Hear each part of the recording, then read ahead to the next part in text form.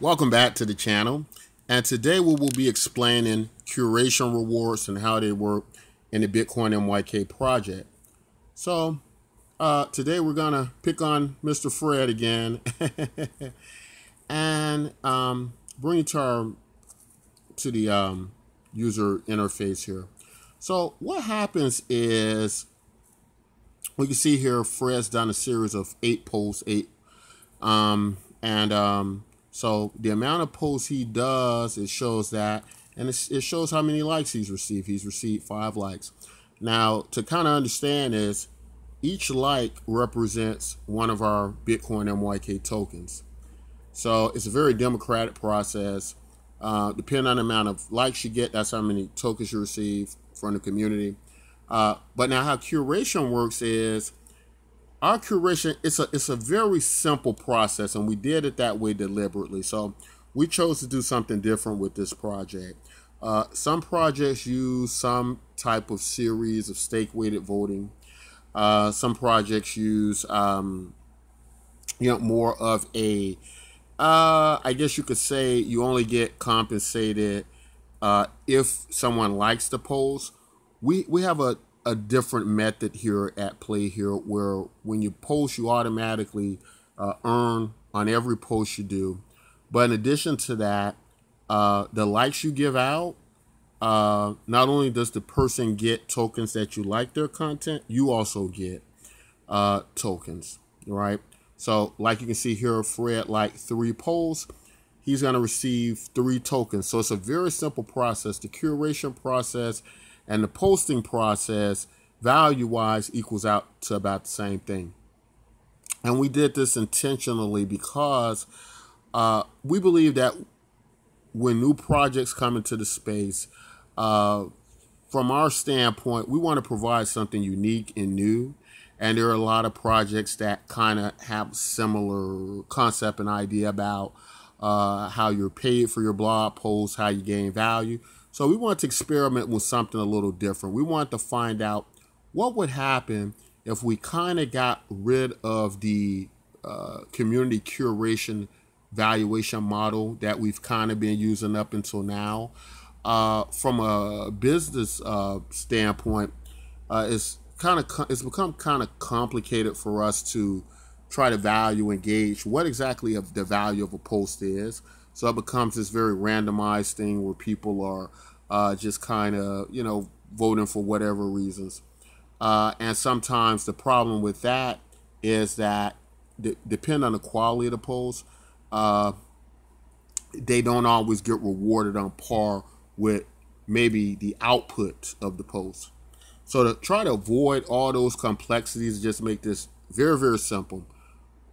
You get paid in our model based on participation. We call it the proof of participation model. So it's more about your engagement and what you do than actually us deciding, well, you know what, this paper you wrote, this article you wrote, it was written like it was done by a PhD, and and thus we're qualified to say this or that. Instead of kind of getting in that neck of the woods, we chose something very, very simple to go, hey, well, if the community is engaging with you and you're participating with the community, the value system is going to be more based on that. We're going to try to stay out of the curation competitive pricing model, because we know with competitive pricing, it generally protects everyone from the value of a post, being in relational value quite different from another post. As to say, with competitive pricing, a person can always go, well, I can get this very same product over here, does the same thing your product do, but I can get it for a better price than that. Whereas in many of the models we've seen, a person can give a ridiculous amount of money for a project or the value of a post, which is something that wouldn't happen in traditional markets. Like, you wouldn't walk into a car dealership or whatever you're valuing, and your local grocery store, and go, hey, I'm going to buy this loaf of bread for $5,000, because it's that same loaf of bread and many others that are being sold for $4 or $5. So you would just go there and get that, right? You wouldn't just still go, well, this deserves this, that, and the other. So we've tried to avoid that. But this is a very simple process. When you like someone's post, you're going to get paid for likes. Now, there are a lot of people say, well, people are just going to continually scam and scam, or spam rather, and maybe scam and spam is the proper word. Try to scam and spam the network, or spam the network. We don't see that that's happened as of yet, and we have things in methods here that we can stop just people who are spamming. We can tell by the amount of time between likes. And there's a variety of models we can use to control that. But we want to try something different here, and something we thought you all might like better. So the curation process starting out here is very simple, and the likes you give are equal to the likes that you would get for posts. Now, there are some similar ideas of what we do. We have something called a multiplier. And basically what that means is whether you're curating a post and you like a post or you receive a like, what generally happens with the multiplier, and you'll be able to see this on our staking page, is when you stake tokens, if you stake 100 tokens, what happens is for each 100 tokens you stake, you receive an additional token per activity you do. So every time you like someone, if you have over 100 tokens staked, you're going to receive an extra token for that like. Every time you receive a like, if you have over 100 tokens staked, you're going to receive an extra token for that, for receiving a like for that post. So it's quite very simple.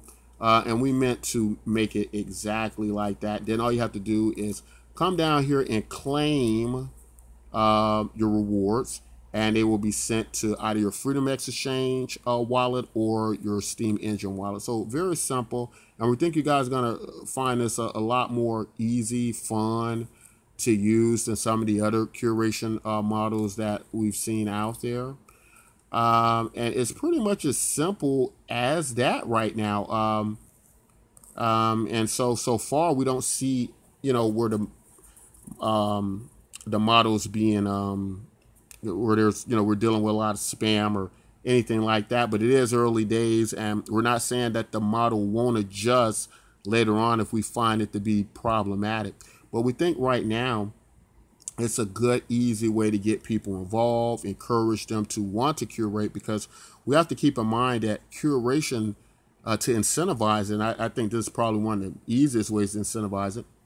But by incentivizing curation, you're going to have people more active curating, because a big problem with curation is people just aren't really incentivized to curate unless they have a large amount of stake in the network. Generally, the curation amount is going to be so small, a lot of people just aren't going to be encouraged to curate. But with something like this, I would imagine that if you're earning a token every time they give out a like or something like that, I would imagine that they're going to be, a lot more incentivized to participate in a curation process like this. But that's all I want to say in this video. If you have any questions about how curation works, how the multiplier works, feel free to ask in the comment section. But that's all we want to say in this video. If you like content like this, don't forget to like, subscribe, and until next time, take care.